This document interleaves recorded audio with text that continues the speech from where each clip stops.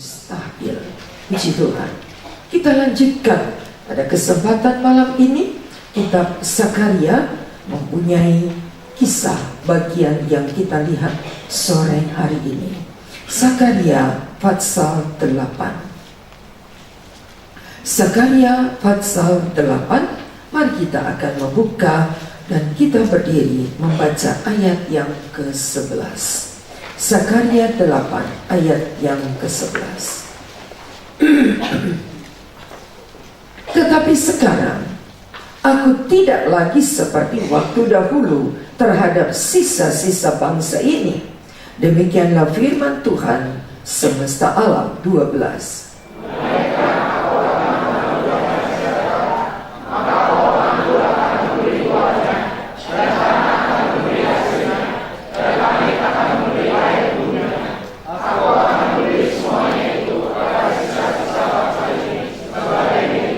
Bersama, dan kalau dahulu kamu telah menjadi kutuk di antara bangsa-bangsa, hai kaum Yehuda dan kaum Israel, maka sekarang aku akan menyelamatkan kamu sehingga kamu menjadi berkat. Janganlah takut.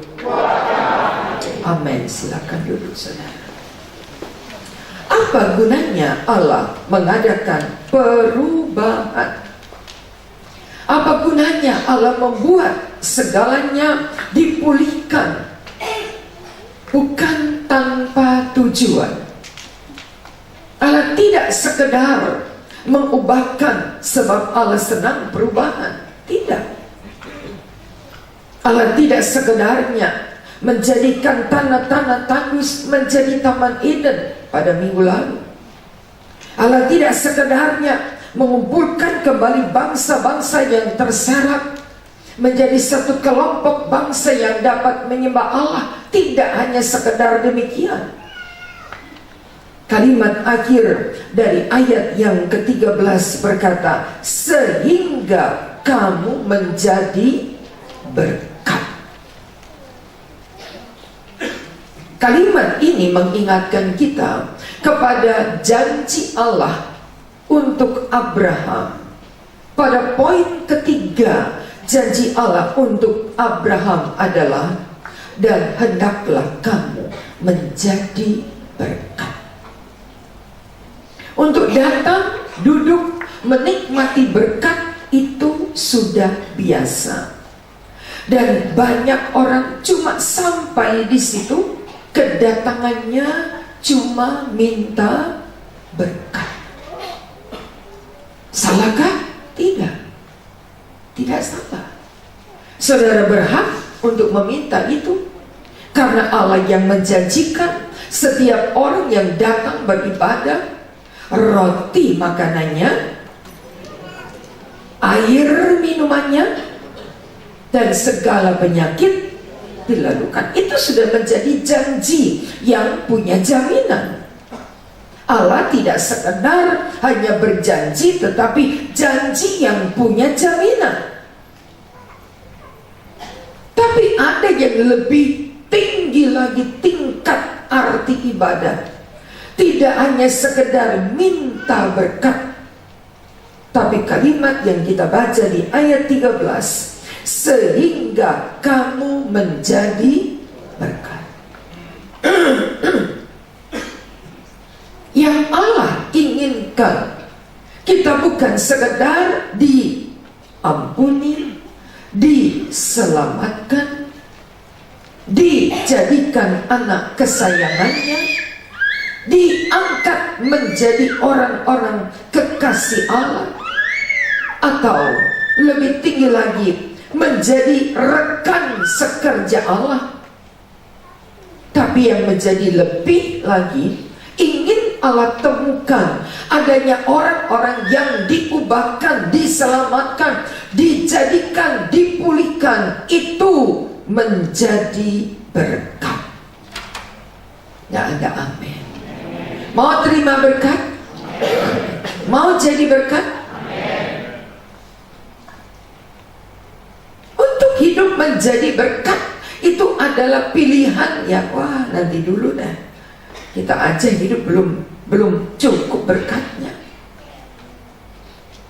Kita mulai berhitung dan kita berpikir, nggak cukup, belum cukup, masih mencari, masih menuntut, masih ini, masih itu. Nanti dulu. Allah inginkan kita mempunyai tingkat yang lebih untuk tidak datang dan pulang dengan sia-sia. Maka kalimat "maka sekarang aku akan menyelamatkan kamu sehingga kamu menjadi berkat." Janji yang Allah ingin wujudkan setiap saudara dan saya, hidup yang tidak sia-sia adalah hidup menjadi berkat.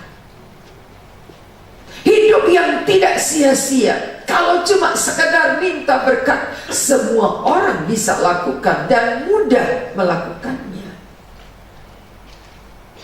Tidak pernah doa kita dari awal pagi sampai nanti malam tidur, tidak ada yang tidak minta berkat. Selalu berkati, berkati, berkati, berkati. Tapi yang ingin Allah temukan dari saudara dan saya, kalimat ini pernah ditulis juga di kitab Yesaya 19. Yesaya 19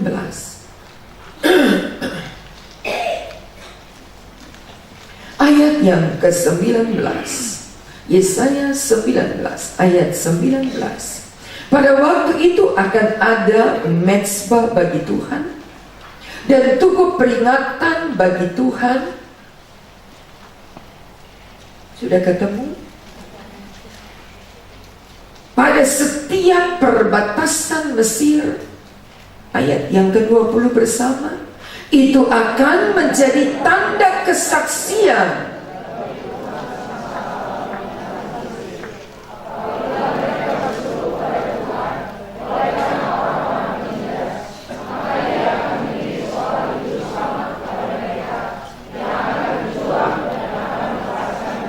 Untuk berjuang melepaskan mereka, untuk menjadi sebuah bangsa yang mengalami bahwa kita punya juru selamat yang berjuang. Indonesia selalu mengeluh-elukan pejuang-pejuang bangsa yang membebaskan negara ini, dicantumkan di dalam daftar pahlawan-pahlawan bangsa. Tapi tidak ada yang memperjuangkan hidup pribadi saudara. Tapi tidak dengan ayat ini yang pada waktu itu ada mezbah bagi Tuhan. Sebab sudah ada orang-orang yang dibebaskan dari penindas-penindas. Karena ada juru selamat yang telah berjuang dan melepaskan mereka. Ketika saudara baca bagian yang selanjutnya, Tuhan akan menyatakan diri kepada orang Mesir, dan orang Mesir akan mengenal Tuhan pada waktu itu. Mereka akan beribadah dengan korban sembelihan dan korban sajian, dan mereka akan bernasar kepada Tuhan. Pada waktu kapan? Ayat yang ke-23, pada waktu itu akan ada jalan raya dari Mesir sampai ke Asyur, hingga orang Asyur dapat masuk ke Mesir dan orang Mesir ke Asyur. Mesir akan beribadah bersama Asyur. Kota-kota, negeri-negeri yang tidak mempunyai latar belakang menyembah Allah. Cuma ada begitu banyak patung-patung sembahan mereka. Cuma ada orang-orang yang menyembah para dewa-dewa Mesir, dewa-dewa Asyur. Tapi masih ingat saudara, beberapa waktu lalu Pendeta Dan Peterson memberikan kepada kita satu gambar nyata bagaimana orang-orang Mesir beribadah bersama orang Arab menyembah Allah, memuji Tuhan, menari. Ada jalan raya, ada jalan yang dibukakan Allah. Dan di mana orang Israel? Ayat yang ke-24, pada waktu itu Israel akan menjadi yang ketiga di samping Mesir dan di samping Asyur, suatu berkat di atas bumi. Di mana Israel? Di mana saudara? Ketika orang sedang memuji, menyembah, beribadah kepada Allah, ketika Asyur dan Mesir bersama beribadah kepada Allah, di mana Israel? Dengan jelas kita baca, Israel menjadi berkat di atas bumi, berada di tengah-tengah mereka, menjadi pusat, menjadi sentral, menjadi patokan, menjadi teladan bagi orang Mesir dan orang Asyur. Sebab ketika Israel diletakkan di tengah-tengah, Israel menjadi berkat. Ketika kita menjadi berkat, di mana kita ditempatkan oleh Allah, maka orang di sekeliling saudara akan ikut menyembah kepada Allah. Masalahnya di sini, adakah kita mau berada di tengah-tengah mereka dan hidup kita menjadi berkat? Ingin melihat sekeliling kita berdampak positif, ingin melihat di sekeliling kita mereka ingin menyembah Allah, ingin melihat di sekeliling kita mempunyai orang-orang yang ikut bersama kita. Dikatakan Israel akan menjadi ketiga di samping Mesir dan di samping Asyur, berada di tengah-tengah yang dapat memuliakan Allah, yang menjadi berkat. Maka orang di sekeliling kita, mereka semua akan ikut serta menyembah Allah. Kita dulu yang jadi berkat, maka orang akan datang kepada Tuhan. Amin. Jangan minta berkat terus. Waktunya untuk kita menjadi berkat. Kata berkat bukan cuma, kata berkat bukan cuma sekedar apa yang kita nikmati. Oh, dapat berkat, dapat berkat. Pertanyaannya, apa yang menjadi berkat? Kita lanjutkan dengan kitab Sakaria. Tadi kita sudah sampai pasal 8 ayat yang ke-13. Kita lanjutkan pada ayat yang ke-15. Kita pindah kepada Sakaria lagi, pasal 8 tadi. Sekarang kita baca ayat 15. Pada waktu itu aku kembali bermaksud berbuat baik kepada Yerusalem dan kepada kaum Yehuda. Janganlah takut. Lihat ayat 16.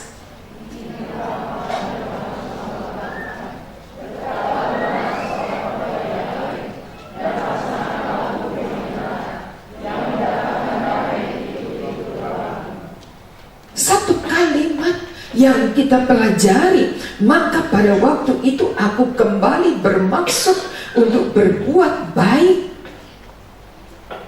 Diubahkan oleh Allah dari keadaan yang hancur tadi ayat 11, ayat 12, ayat 13, dan diubahkan oleh Allah dengan tujuan untuk menjadi berkat. Bagaimana caranya? Ayat 16, inilah hal yang harus kamu lakukan. Berkatalah benar seorang kepada yang lain, dan laksanakanlah hukum yang benar. Kata menjadi berkat, kata menjadi berkat dalam bahasa Greka disebut dengan kata eulogo. Eulogo, bahasa Greka yang berkata, yang berarti to speak well, blessing. To speak well, to blessing. Berkata benar yang memberkati.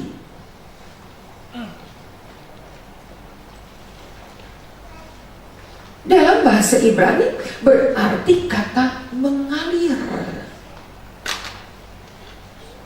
Mengalir perkataan-perkataan yang benar, yang baik, yang menjadi berkat bagi orang lain. Coba kita turun dulu ayat yang ke-17. Jangan merancang kejahatan dalam hatimu seorang terhadap yang lain.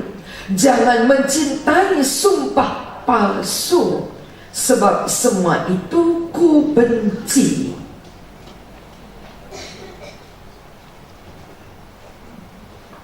Hati yang tulus. Perkataan berkat itu dari hati yang tulus.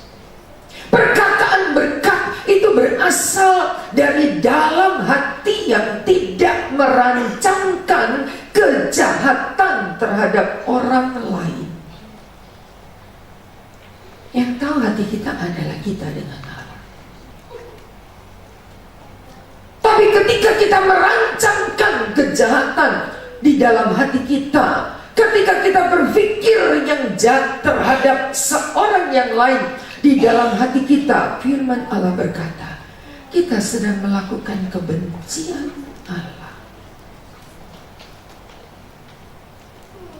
Bukan untuk itu kamu diberkati. Coba kita lihat dulu di dalam suratan Petrus yang pertama pasal 3. Suratan Petrus yang pertama pasal 3.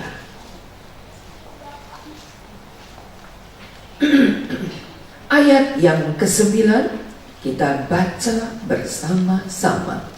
1 Petrus 3 ayat 9. Dan janganlah membalas kejahatan dengan atau, tetapi hendaklah kamu memberkati, karena untuk itulah kamu dipanggil.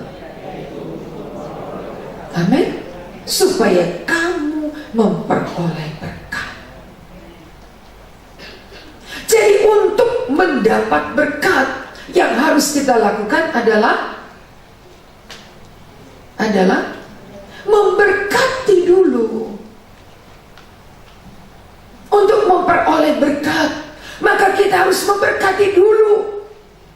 Ayat ini berkata, sebaliknya hendaklah kamu memberkati, karena untuk itulah kamu dipanggil, yaitu untuk memperoleh berkat. Jangan tiadakan ayat sebelumnya, langsung kita kepada kalimat untuk memperoleh berkat. Dan kita nggak mau lihat kalimat sebelumnya. Ayat ini jelas berkata, yaitu untuk memberkati. Sebab untuk itulah kamu dipanggil. Lalu kalimat berikutnya, untuk memperoleh berkat.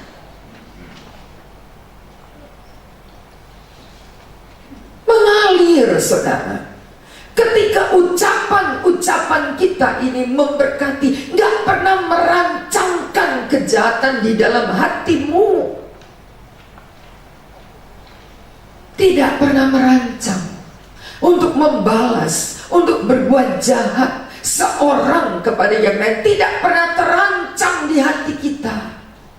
Tidak pernah negative thinking, kalimat keren kita sekarang. Tidak pernah berpikir untuk melakukan kejahatan kepada seseorang. Tidak pernah terpikir, apalagi berbuat. Kejahatan yang marak terjadi di mana-mana, selalu ada kalimat dituntut dengan hukuman yang berlapis. Wah, kalau sudah begitu pasti ada kesalahan yang bukan satu. tapi ada hukum yang menentukan hukuman bertambah, berganda. Kenapa? Karena bukan kejahatan saja yang dia lakukan, tetapi merancang kejahatan. Itu kena hukum berlapis. Merancang kejahatan. Belum berbuat, tapi sudah merancang. Belum melakukan, tapi sudah memikirkan. Oh, nanti begini, lalu begini. Dua orang yang bukan suami istri berada di Tebet beberapa waktu lalu, kos di satu kamar di Tebet, membuat 3 lembar sketsa bagaimana menghabisi induk semang atau pemilik kos. Kalau lembar pertama tidak bisa dilaksanakan, ditulis gagal. Dipakai lembar kedua. Lembar kedua ditulis lagi gagal total. Karena sementara mereka akan melaksanakan rencana. Mereka tinggal di kamar atas dan mereka berteriak mencoba. Lalu sketsa ketiga dicoba lagi, dirancang suami istri yang tidak muhrim itu, merancang berdua bagaimana caranya membunuh ini ibu pemilik kos ya. Dirancang.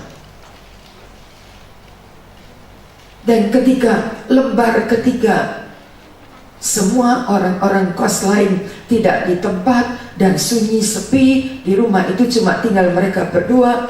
Berteriaklah si wanita bahwa di kamar mandi ada kecoa. Cuma begitu istilah yang sangat mudah. Naiklah ibu kos ini, lalu dia naik melihat apa sih yang diteriakkan oleh si wanita ini. Dan ketika ibu kos merunduk melihat kecoa yang diteriakkan, si laki-laki tancapkan gunting di punggung si ibu itu. Sudah dirancang.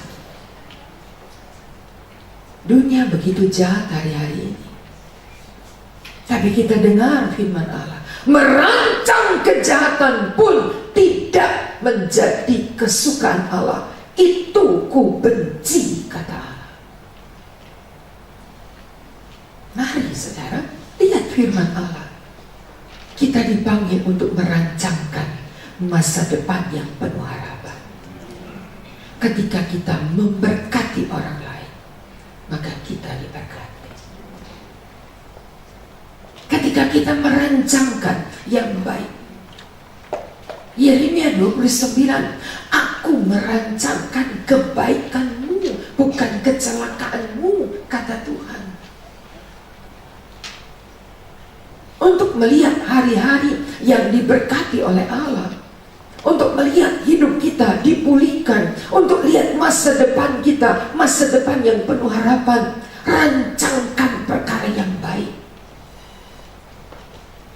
supaya di dalam hidup kita Allah merancangkan kebaikan-kebaikan. Untuk itu kamu dipanggil, yaitu untuk memperoleh berkat. Seorang ibu janda selalu menerima Nabi Elia yang lewat di kampungnya. Bersama anak dia tinggal, merancangkan, kita bikin kamar yuk buat Nabi Elia. Kalau dia sedang dalam perjalanan lelah, dia bisa mampir ke rumah ini. Dia punya kamar, kita sediakan tempat tidur, kita sediakan perabotan lengkap, supaya ketika Nabi Elia beristirahat, dia dapat beristirahat dengan nyaman. Terancang yang baik.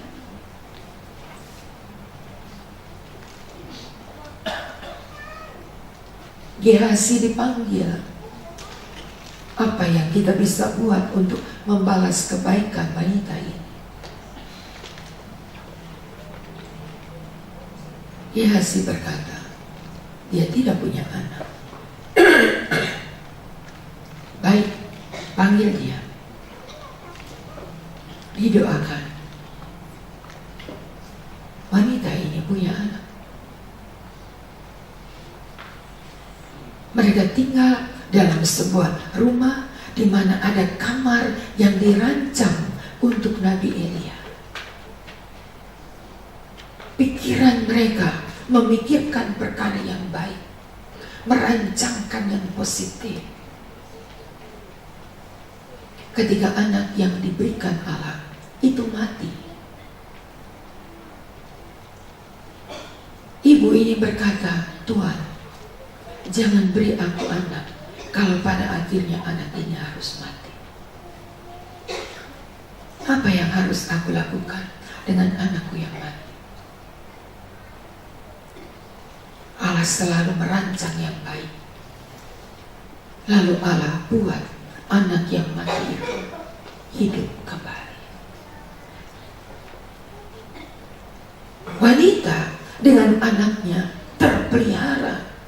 Di masa yang sukar pun wanita dan anaknya mendapat pemeliharaan Allah di masa yang sukar. Kisahnya, saudara yang suka baca Alkitab bisa saudara temukan di dalam kitab Raja-Raja.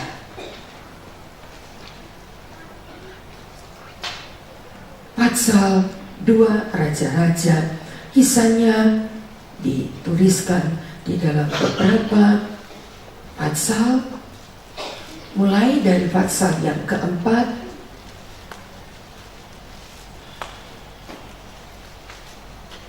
ayat yang ke-8. Lalu kita temukan kisah yang sama di pasal 8, 2 Raja-Raja pasal 4 ayat 8 dan pasal 8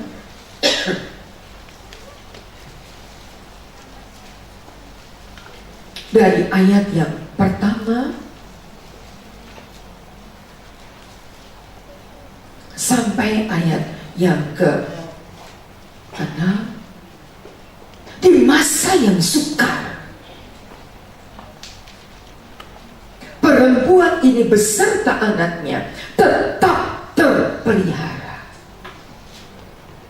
Karena tadi yang ada di pikiran wanita ini, yang ada di benak daripada perempuan Sunem ini adalah perkara-perkara yang positif, yang merencanakan perkara-perkara yang positif, yang tidak pernah merancangkan perkara yang jahat.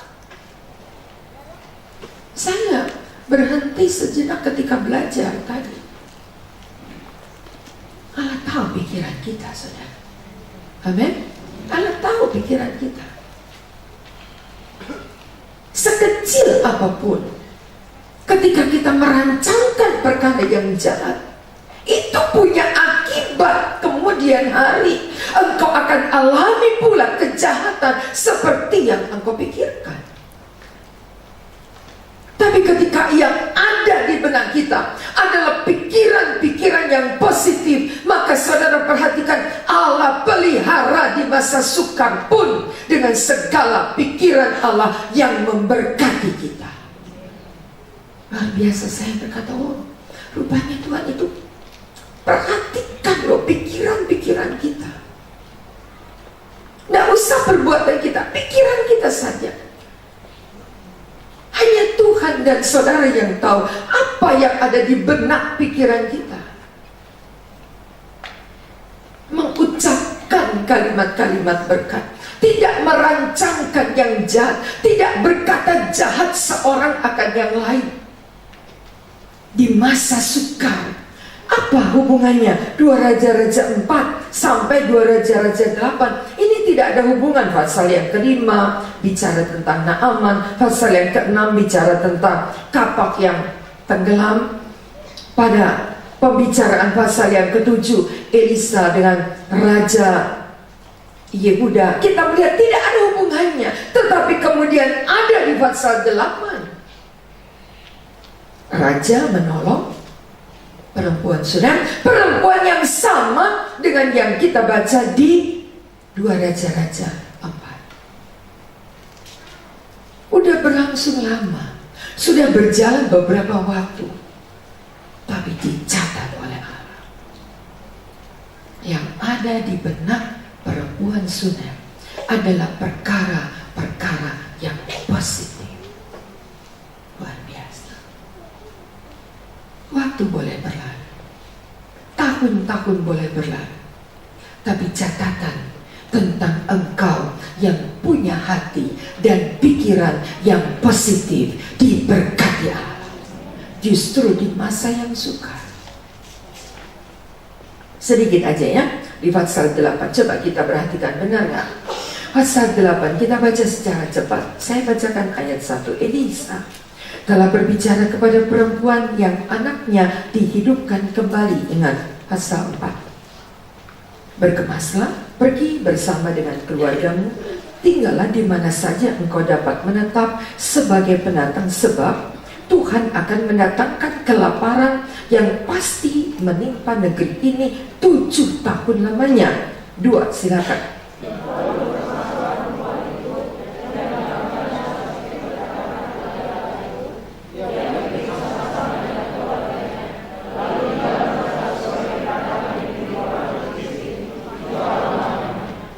Di negeri siapa? Filistin. Bukan di negerinya loh, di negeri yang jauh, di negeri Filistin. Dan setelah lewat 7 tahun, pulanglah perempuan itu dari negeri orang Filistin. Kemudian ia pergi mengadukan perihal rumahnya dan ladangnya kepada raja. 4.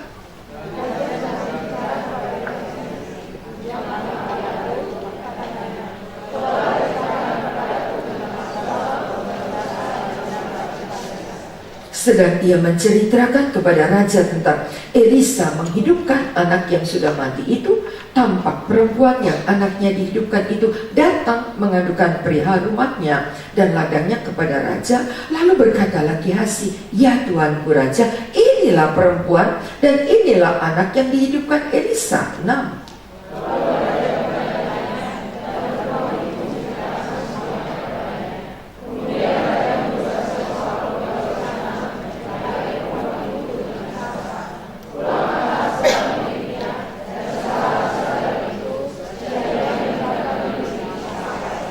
Amin. Lewat 7 tahun, nggak ada hubungannya. Sudah tidak dikenal. Rumah dan ladang daripada perempuan Sunem sudah diambil orang. Ketika wanita ini pulang setelah 7 tahun berlalu, wanita ini menemukan rumah dan ladangnya sudah diambil orang.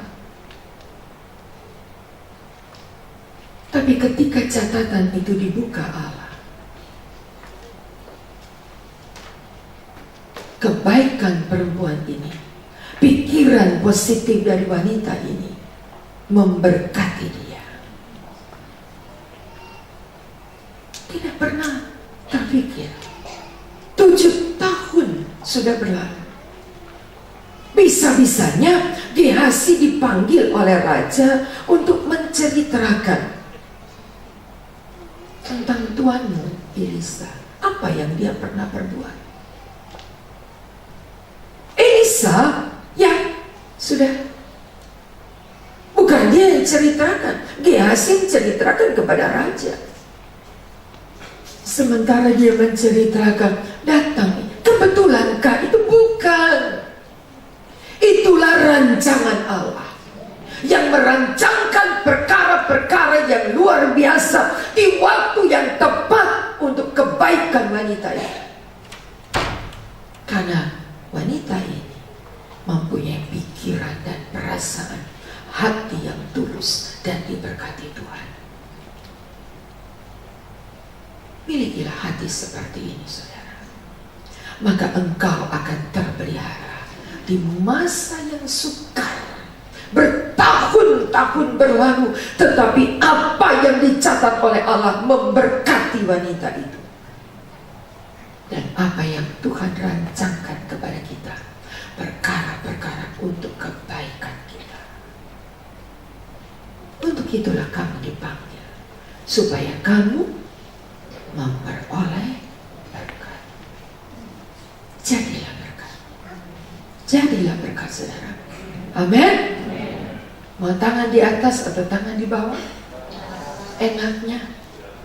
Enaknya. Enaknya. Kenapa kalau suka di atas? Enaknya kok saudara ditaruh di bawah tangannya. Lebih suka menerima dari enak mana?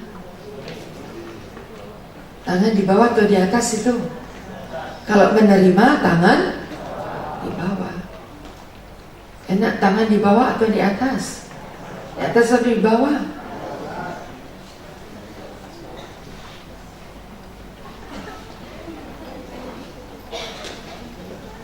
Enak tangan di bawah. Tapi untuk diberkati, Allah harus melihat tangan kita di atas. Sehingga Allah punya kesempatan banyak membuktikan di masa yang sukar wanita tadi diberkati oleh Allah. Kita pun demikian. Untuk itulah kamu dipanggil, yaitu menjadi berkat.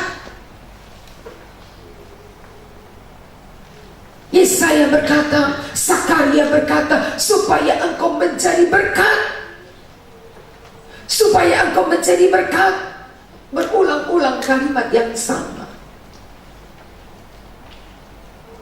Dan ketika kita merancangkan perkara-perkara yang baik, melaksanakan perkara-perkara yang baik, yang dibuat oleh perempuan itu gak seberapa.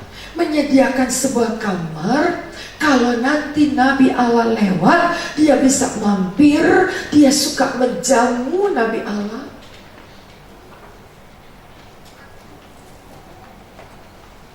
Banyak yang komplain berapa hari, berapa waktu. Ibu Gembala terima tamu melulu. Merancangkan yang baik, amin. Kita sedang menabung di hadapan Allah. Ketika kita butuh, tabungan ini kita buka jadi pertolongan atas kita. Begitu caranya. Ketika kita melakukan perkara yang baik, ketika kita memberkati orang, ketika kita bisa menjadi berkat yang Tuhan izinkan, cuma lewat, saudara. Hamba-hamba Tuhan tamu dari Panama, sementara tidak ada gereja yang mau, tidak ada gereja yang buka tangan. Waduh, nanti begini, nanti begini, nanti begini, nanti mesti siap ini, mesti buat ini. Aduh, bagaimana sih? Berapa besar itu? Aduh, dananya dari mana dan sebagainya. Sementara tidak ada yang berkenan, tidak ada yang mau. Dan ditawarkan kepada saya. Bagaimana? Bulan Serai bersedia? Siap? Siap? Saya nggak perlu angkat telepon tanya majelis. Hei majelis, siap nggak?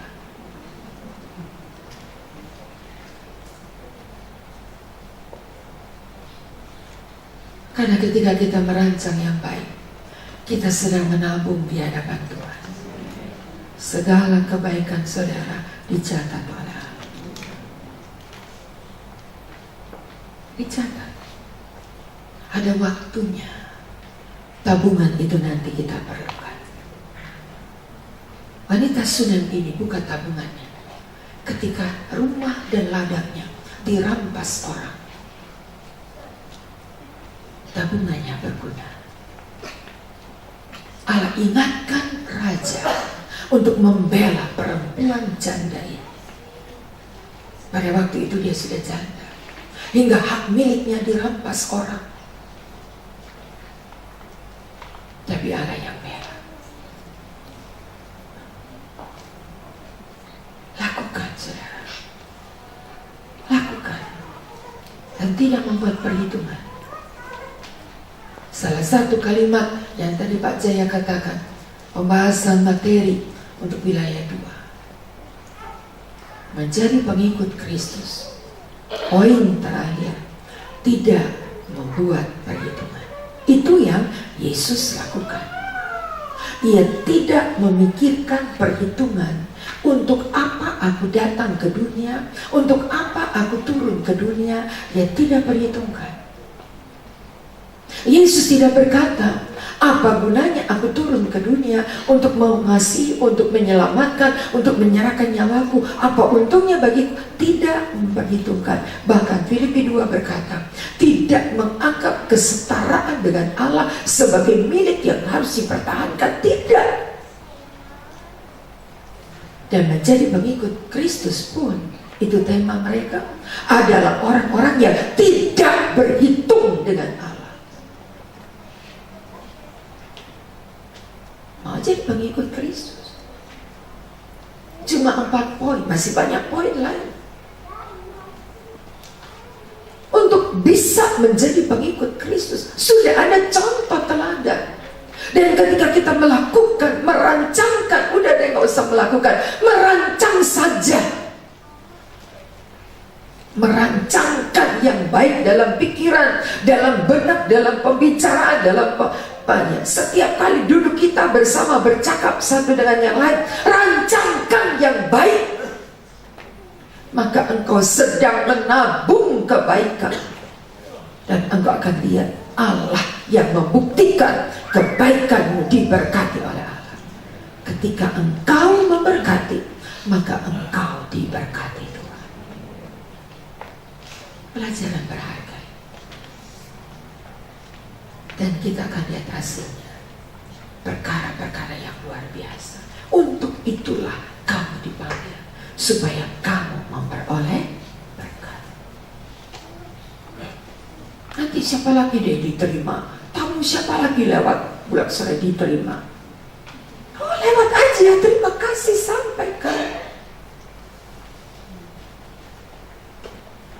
Ada rencana ibu-ibu janda, bila Tuhan izinkan di awal bulan, kami akan mengadakan kunjungan.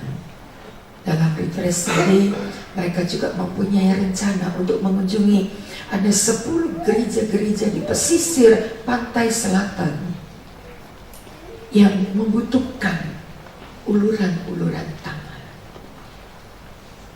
Saya ajak ibu-ibu janda untuk berbagi kasih dengan mereka. Kesempatan untuk berbagi kasih dengan pekerjaan-pekerjaan Tuhan di sana, yang mengalami atau menghadapi keadaan-keadaan yang tidak mudah, yang sukar. Tetapi saya ajak mereka, ibu-ibu janda, untuk loh, ibu janda kok diajak memberi, itulah caranya diberkati Allah. Bukan nama ibu janda lalu dia tidak dapat memberi, cuma nadah tangan, tidak. Saya suruh ibu-ibu janda, ayo ulurkan tangan, berikan untuk setiap pekerjaan Tuhan yang ada di sana. Kita sedang menabung.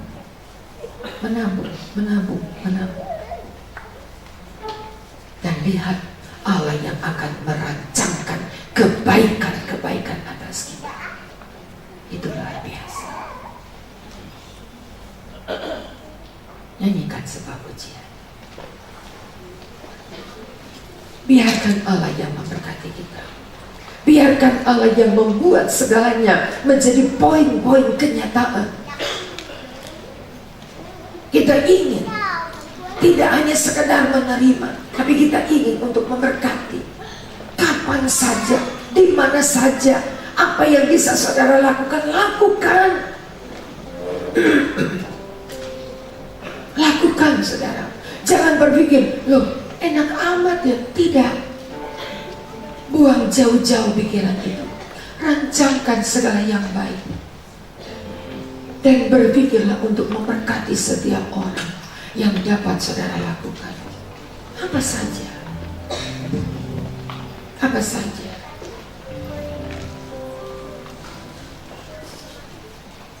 Kemarin setelah melayani fellowship wanita-wanita yang berkumpul di Jakarta Utara Timur, 20 gereja wanita-wanita berkumpul, duduk dan beribadah, diberkati oleh Allah. Sampai doa selesai, sampai doa saya tinggalkan mereka. Di perjalanan saya ditelepon, kenapa sudah pulang duluan? Saya katakan tugas saya selesai. Tugas saya adalah memberkati dan selesai. Tapi ini kan ada amplop yang belum diberikan. Saya katakan bukan untuk saya, untuk kas yang ada. Tugas kita adalah memberkati, memberkati, memberkati. Tabungan, tabungan, tabungan. Penuhkan tabungan saudara. Ada saatnya Allah yang akan memberkati saudara. Jangan tanya apa yang aku dapat, jangan tanya. Tapi ketika engkau memberkati, engkau dipanggil, semua akan diubahkan oleh Allah. Dengan kalimat akhir dalam kitab Sakaria tadi, supaya engkau menjadi berkat. Haleluya. Dan ketika saudara menjadi berkat, engkau sedang menabung di bank-bank surga. Rancangan-rancangan kebaikan yang akan dikembalikan, dilimpahkan, dan tidak akan ada. Wanita tadi, dia pulang ke rumahnya, dia dibela oleh raja. Raja ini tidak kenal akan wanita Sunem, tapi Tuhan yang kenal dia.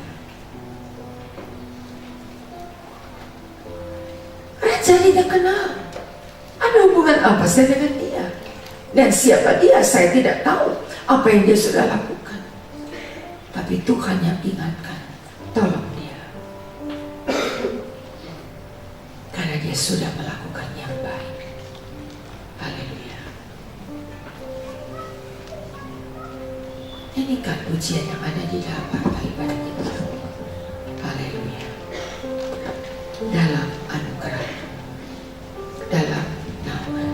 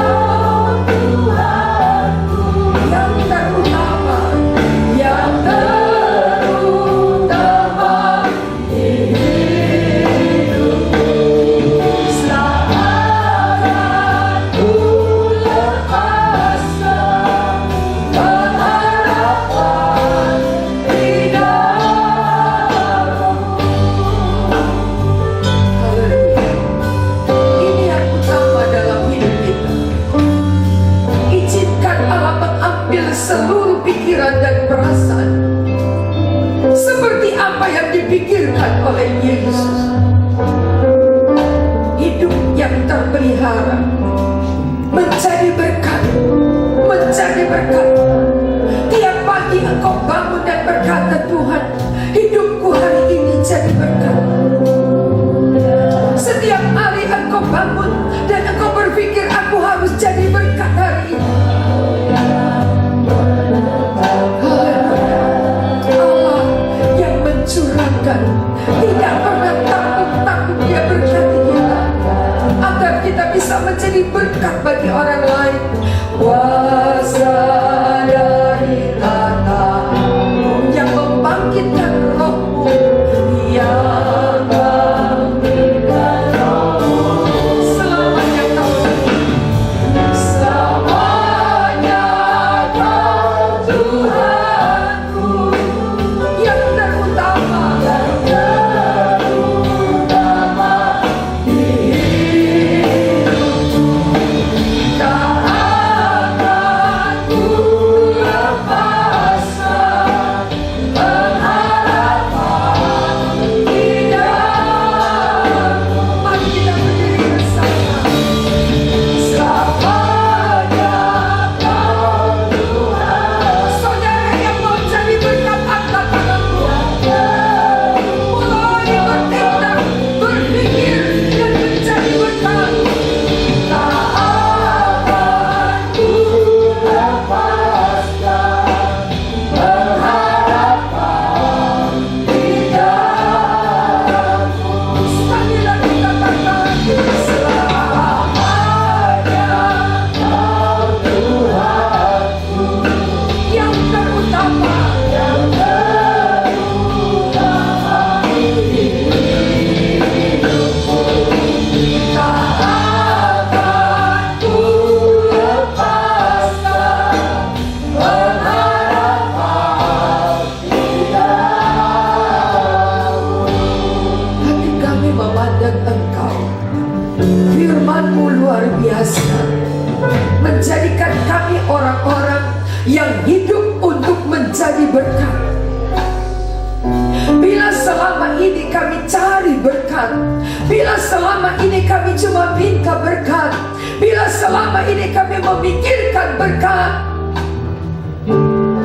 mulai malam ini rubah paradigma kami, rubah cara berpikir kami. Kiranya yang ada di benak kami merancangkan segala yang baik, merancangkan segala perkara yang memberkati, memberkati orang lain. Ada masa sukar di hadapan kami, ada masa yang paceklik, ada masa yang tidak mempunyai apa-apa. Tabungan surga memberkati kami. Selamanya Kau Tuhanku, yang terutama di hidupku. Tak akan ku lepaskan pengharapan di dalam. Sekali lagi berkata, selamanya Kau Tuhanku, yang terutama di hidupku.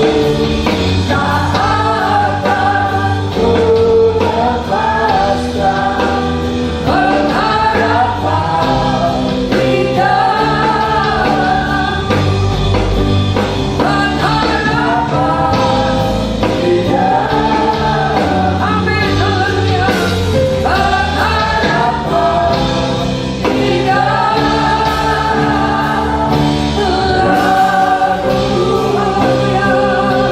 Haleluya, haleluya. Terima kasih Tuhan. Cara Engkau memberkati kami, cara Engkau merancangkan yang baik atas kami, cara kami terpelihara di masa yang sukar, agar hidup ini menjadi berkat. Haleluya. Terima kasih Tuhan. Takkan ku lepaskan pengharapan di dalam Engkau, dan Engkau memberkati seluruh jemaat Tuhan yang merubah kami menjadi berkat, bukan mencari berkat, tapi menjadi berkat. Haleluya. Terima kasih Bapa. Berkati kami semua, berkati setiap telinga yang mendengar dan hati yang menerima, diberkati Allah. Dalam nama Tuhan Yesus Kristus kita berkata amin. Puji Tuhan. Kita dapat memberikan pada minggu ketiga amplop-amplop diakonia siap dibagikan, dan saudara masukkan berkat saudara hingga kita dapat memberkati Allah melewati amplop-amplop diakonia. Puji Tuhan. Letakkan tangan saudara di atasnya dan engkau memberi yang terbaik, dan saatnya engkau menabung di hadapan Tuhan. Terima kasih Tuhan atas anugerah dan kemurahan. Minggu ketiga ini kami kembali memberikan persembahan kami lewat amplop diakonia. Terimalah persembahan kami, kuduskan di dalamnya, dan ketika kami memberi, kami memberkati engkau, memberkati pekerjaanmu, memberkati setiap pelayanan. Terima kasih Pak.